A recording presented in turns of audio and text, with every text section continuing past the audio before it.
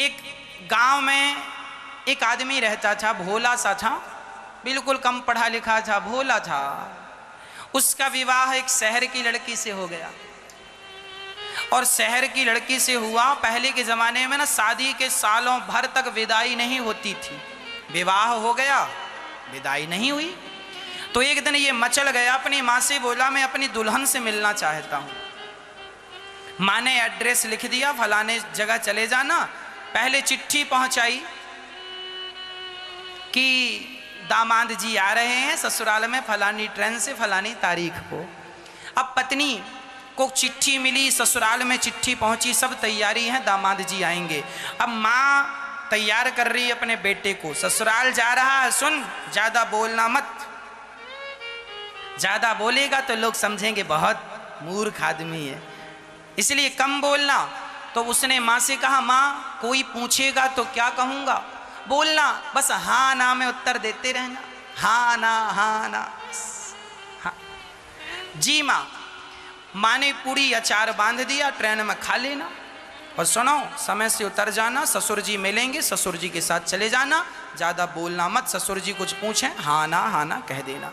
माँ ने कहा था सिंपल बात करना, ज़्यादा ना बोलना, और पत्नी से ज़्यादा मिलना मत, ससुराल में लोग देखेंगे अच्छा नहीं लगेगा। हाँ, पत्नी तुम्हारी बड़ी समझदार है। ठीक है माँ।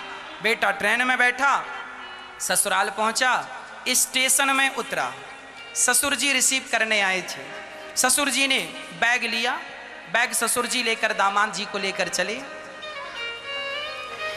तो दामाद जी से ससुर जी प्रश्न कर रहे हैं, यात्रा अच्छी रही ना?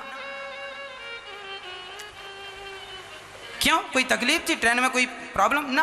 हाँ हाँ। माँ ने यही कहा हाँ और ना में। अब बेचारे को ये भी नहीं पता कि हाँ कहाँ कहना है और ना कहाँ कहना है, बस माँ ने कहा तो हाँ और ना, तो जहाँ उसके ना आ जाए सो ना कह दे, जहाँ हाँ आ जाए तो हाँ कह दे। अब ससुर जी से बातचीत करता करता ससुराल गया। अच्छा, माँ ने ये भी कहा है कि नीचे ना बैठ जाना, ससुराल जा रहा, जरा ऊंची जगह पर बैठना। तो ससुराल गया तो उसे तो सब नीचा ही दिखा, बस आलमारी रखी थी वो ऊंची थी।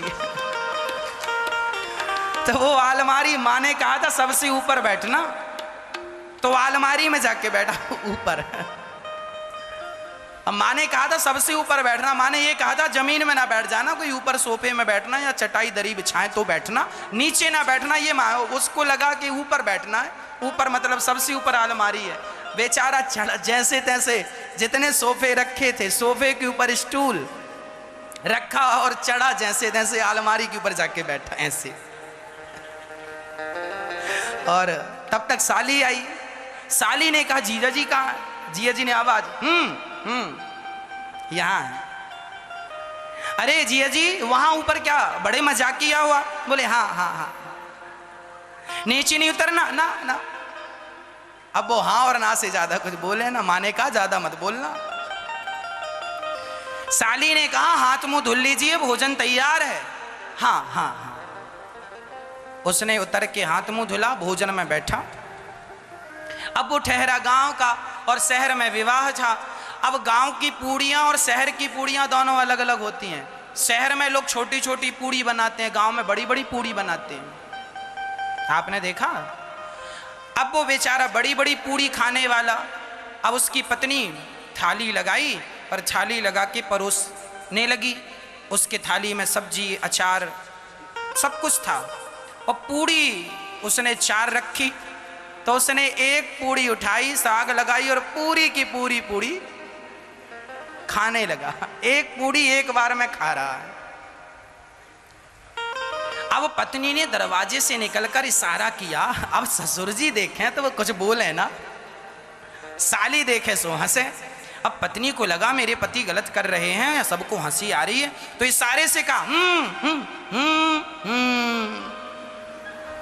उसको लगा एक नहीं दो दो कह रही है खाने को। उसने 2 पूड़ी उठाई, साग लगाई और जो खाया मुंह बड़ा ऐसे बड़ा मुंह उसका हो गया। अरे पत्नी ने फिर बोला ना 2 को 4 भागों में डिवाइड करो, 4 बार में खाओ। वो कह रही है, उसको लगा कह रही है पहली बार ससुराल आए हो, शायद यहाँ की रस्म होती हो कि 4 इकट्ठी खाना है। वो उल्टा समझ रहा था। 4 इकट्ठी उठाए, साग लगाए और 4 एक बार में खाए और मुंह उसका समाये ना, पूरे मुंह में पूरी। अब पत्नी ने देखा 4 खा रहा है, ससुर तो देखते ही जा रहा है। और पत्नी ने देखा, हे भगवान कैसा पति मिला, बिल्कुल अनपढ़। तो उसके पति ने कहा, अच्छा कह रही है कि पहले 4 पूड़ी उठाओ और माथे से लगाओ।